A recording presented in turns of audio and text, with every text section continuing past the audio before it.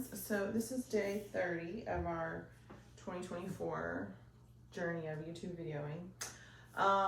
Couple things. We so spoke with our agency director about getting an attorney, and he said he really didn't think we needed one, so we're gonna hold off on that for now. I mentioned to him the concerns our homesteading agency had about abandonment issues, like if you're adopting these kids and leaving them in country, and he said that that's not a big deal because the families are still paying pre-adoptive care, so you can show that they're supporting the kids. So that's a good thing, that we're not in danger there. But still, you know, Jeremy and I talk about this a lot, and our stance on it is we're not gonna, if we adopt our kids, we're gonna find a way to stay in country. Maybe asking you guys in the world of public opinion to help us with that. We're trying to kind of spotlight the problem of international adoption at this point, how there used to be 40,000 kids coming through every year, and now there's 1,500 from other countries. Our foreign relations as the U.S. government has kind of changed things about the way they handle stuff. I think when we're in partnership with countries and we're adopting children from their areas of need, and I think that does a lot for our public relations with foreign countries. Not super impressed with how we're handling things at the moment there. So there's that. Okay, so I've gotten a few things in the mail, and I just decided that I was a little overwhelmed by the Amazon that was at my door yesterday in the mail coming in. I was like, whoa, that's a lot of stuff that I ordered. So we're just gonna go through it together and open it together so you guys can kind of see where my head's at. I had to work last night, so a little less got done here since our last video. This is from someone in the Whitney family because it says has return address. And the Whitney family, they adopted a little boy in Liberia, and they're waiting for the U.S. Embassy to tell them they can bring him home. So he unfortunately didn't go back to the U.S. We're visiting him, and several of his family members have sent some cards and some small things that I'm going to make sure that he gets. So this is precious. Markers, awesome. And a book to draw pictures, and a picture of what I think is family members that I will definitely review with him. Most of the kids in the orphanage can't read. Some of them can. Some of the older kids are getting better at that. And I will make sure, Grandma and Grandpa, I will make sure that he gets this if you guys are watching, or if Courtney wants to share it with you. This is precious. And I will make sure he gets this, and I will read him the card and reassure him. And that's the painful part of being, this is perfect, and thank you for saying it. That's the painful part about being, you know, I think we forget about the extended family members and the friends, and like, you know, my neighbors across the street are so involved with our adoption because they've just been in it from the beginning, you know, and their kids have been in it from the beginning. And so I'm gonna stick this in here and make sure that he gets that. I may have to upgrade my gift suitcase, but not because of this one, just because I keep wanting to put more stuff in it myself. Okay. I have another card too for David. So, all right. So one thing that's kind of a thing is our oldest daughter is of African descent, so she needs very specific hair products that I need to do and maintain while we're there. It's kind of non-negotiable for that, and we're also, of course, adopting more kids. And I'm sure there are products in Liberia for hair, but I kind of like what we're comfortable with already. So the Can2 conditioning spray is a lifesaver because she likes to have long extensions. She's box braided out, and I for her, she's 10. She kind of knows what she wants. She used to pick stuff out of a book, and we would change her style some, but now she likes just having the ponytail look, but also, and what we'll do is I'll do a black base with her extensions, and they are kind of like, they feel like embroidery thread at this point, but those are extensions, basically yarn, but a little nicer. And then I will overlay a color. So right now she has blue and green. During Halloween, she changes colors. Christmas she had red and green, and I'll just pick about 20 braids and just overlay that braid with a colored yarn. So those of you that are adopting kids of African descent that are scared to death of their hair, don't be scared. It's not that big of a deal. There's a lot of books, a lot of YouTube videos, and there's always me. But I have found that the Can 2 for kids is actually the best product so far, and it's the most affordable. So I want it to be wrapped like this for travel. So she has these products, but I'm not going to open this one until we are in Liberia, because I don't want this stuff spilling in our bags. So this is a suitcase item, and I think that's on my list somewhere. But the Can 2 for kids is just always been my go-to. And so, Can 2 hair products. And my other kids can use a little bit of that as well, but I am going to have the other kids use the bar soap and conditioner, and I think that'll work well. All right, so that's Can 2, C-A-N-T-U. And Amazon brought this to me. So this is her conditioning spray that's shrink wrapped. This is a shampoo and conditioner. And this set should be enough for all 3 kids. Because if we were able to take custody of our new kids. And there's been some discussion about that. Because a lot of the families, you know, the Whitney family and some of the other families that have had to take their kids back to the orphanage, it's hard for the kids to understand that. So our plan is, if we're able to adopt our kids, and we're waiting on the U.S. government, we plan on actually staying. So we're not going to return them to the orphanage. If nothing happens within the 3 weeks that we're there, we'll probably just come home and go back. Stick sunscreen for our faces and ears and stuff. This is kind of like a skin lip thing that I feel like would be good to take. And these are sunscreen wipes, because those you can pack, so we'll try that. That was a recommendation. We'll see how that goes. I personally hate putting sunscreen on myself, much less my kids. Okay. Yay. So this box is Afro nasal spray, which is my problem, but I will take that. One of my daughters gets extremely car sick, so she's going to need Dramamine for kids. We don't know if the new kids get car sick or not. Obviously, I need to unpackage these, but these are things that, and Jeremy, actually, this is for him. This is his shampoo, so he's going to see if that works for him. He doesn't really want to use that. And then I get motion sick as well, so this is actually for me. Because when we're in Africa, if we were planning on visiting our kids at the orphanage, which is like a 40 to 45 minute drive from where we're staying, down windy roads. So I feel like I'll probably get car sick. But we're going to do our best to fight through that. And so I don't want to be throwing up as soon as I get there every day.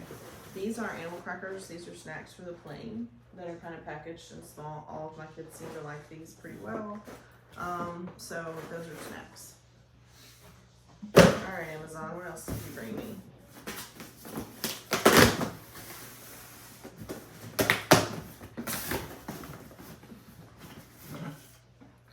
This is the less drowsy Dramamine. They package them, there's only like these packaging things, there's not that many in the box, and they package them kind of heavy. That's why there's so many. So I'll have to unpackage. Alright. This is, okay, so my kids, since they were itty bitty, like the day they were born, have had a Ocean sound machine in their room. So this one is a new one. And it is, they're bulky sound machine. I didn't want to take it. I don't want to risk a chance of it breaking and not working once we got there after I'd used the space to do it. This little doodad, it's so small I could literally put it in my pocket if I wanted to. It lasts for several hours. There's a little charging thing in here, hopefully. So this was very inexpensive, and like when I say very inexpensive, I'm thinking like less than $10 probably. But we can plug it up. It's got a USB port. We can plug it into the wall. Uses the same charger as our iPad. And this can be in their room, or even, I mean, on the plane if they need it. So this is a good thing to have for them. And these are just things that, like, I mean, would they be okay without the sound machine? Maybe.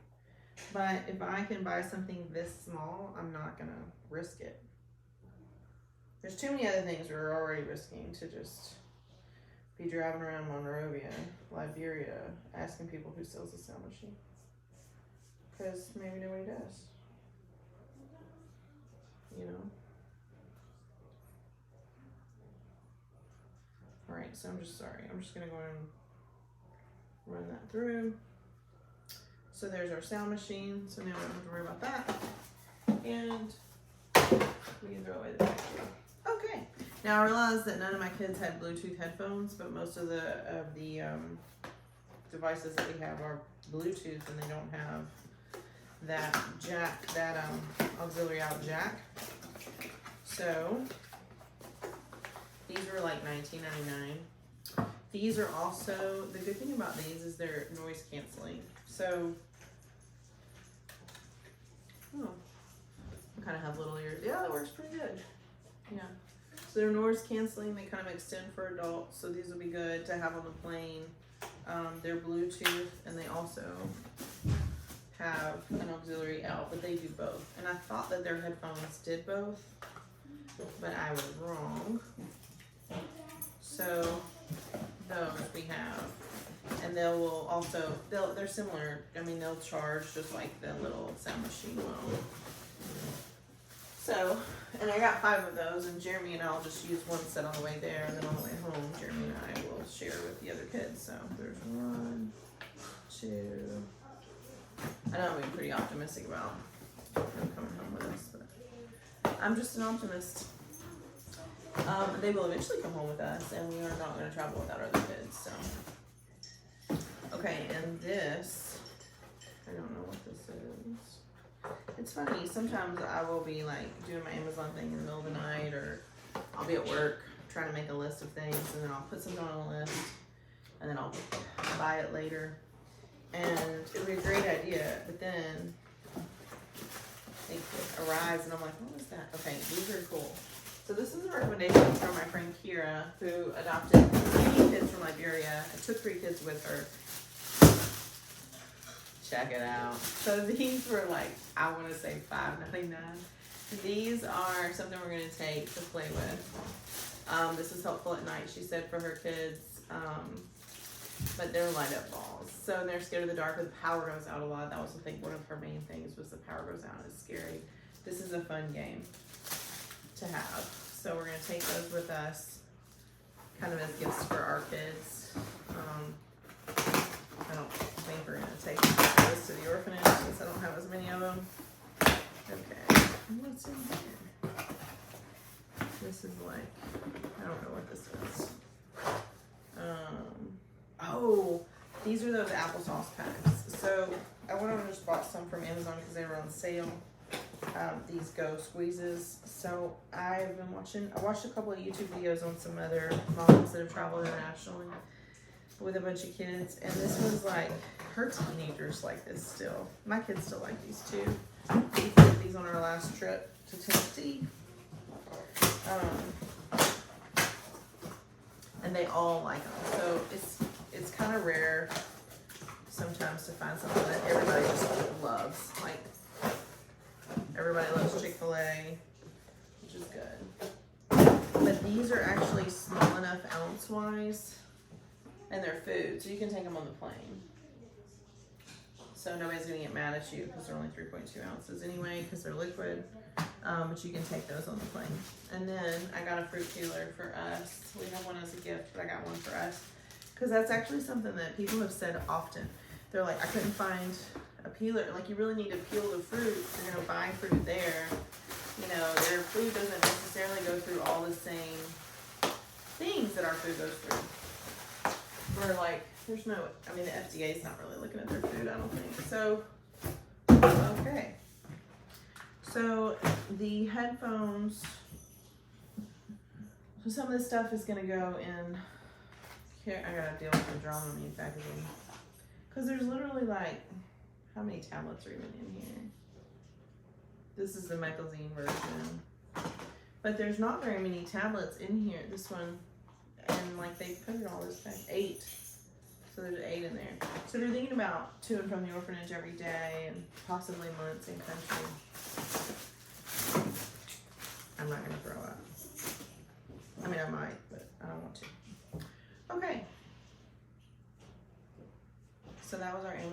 unpacking. And it is a little overwhelming at times to look at this table, but I'm feeling good about it. I think it's gonna be okay. I'm gonna work more on my laundry project today before I go to work at 3. And I listened to a podcast for the Davenport family, Dixon and Michelle Davenport, and I have gifts for their daughter Hannah as well. And I was really inspired when I listened to their podcast that they did with Courtney this week, and I also was like devastated for them because they have pursued a China adoption and were willing to adopt a kid that was a little on the older end of things. And started that process 4 years ago and still don't have him home because of COVID, because China is still saying it's not safe to travel because of COVID. So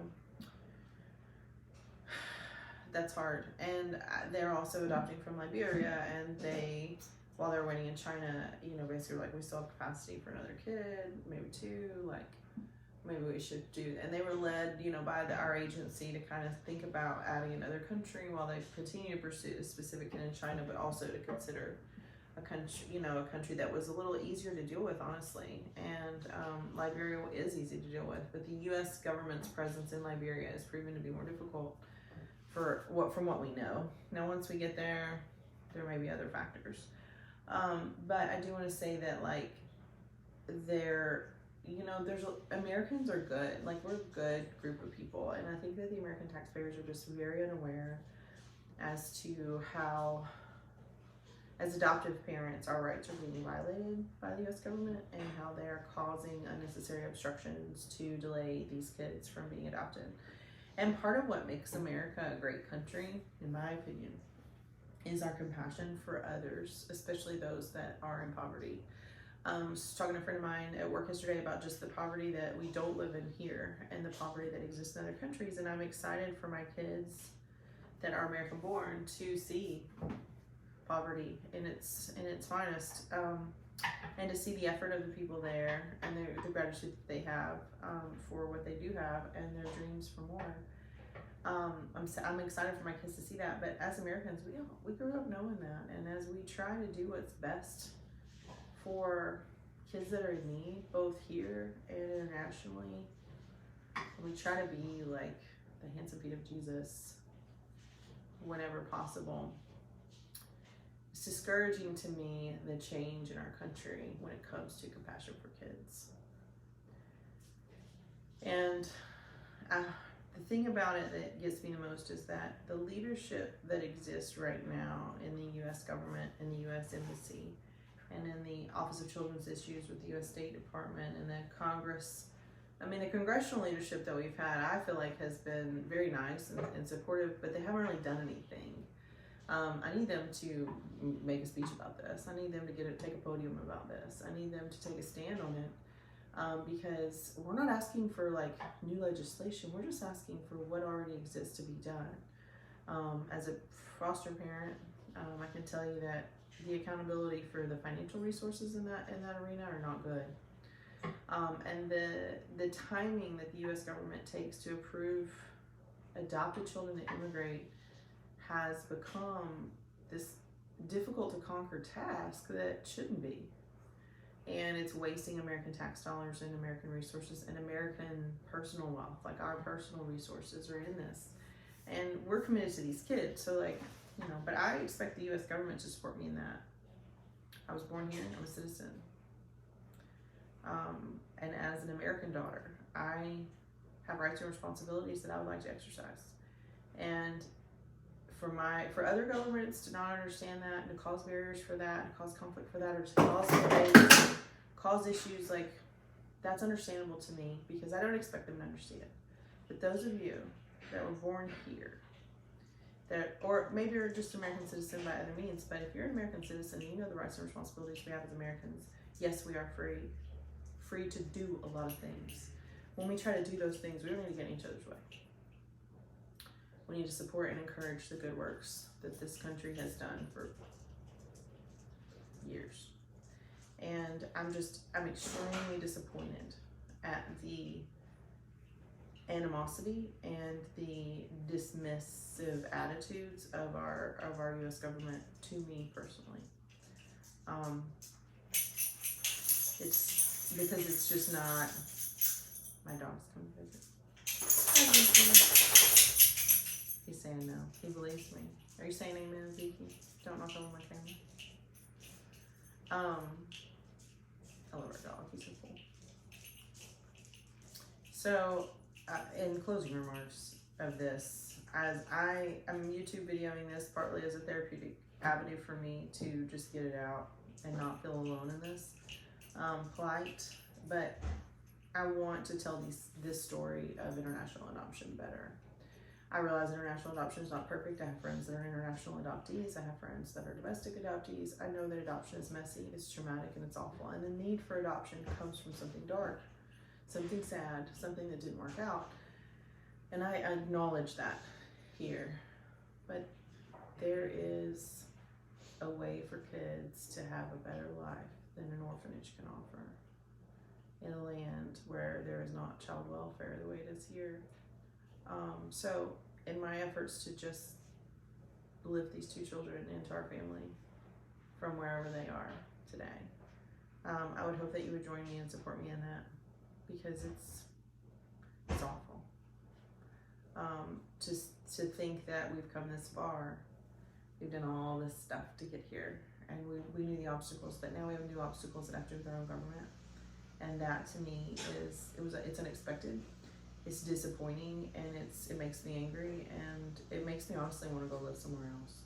It makes me want to take my resources, take my talents, take everything about me, and rob America of me. Not that, I don't know if America would be too sad if I leave, but that is how far I've drifted in terms of my confidence in the U.S. government. So, all that being said, I will rejoin you guys. We'll get to come back to my packing table tomorrow, and hopefully I'll make some progress.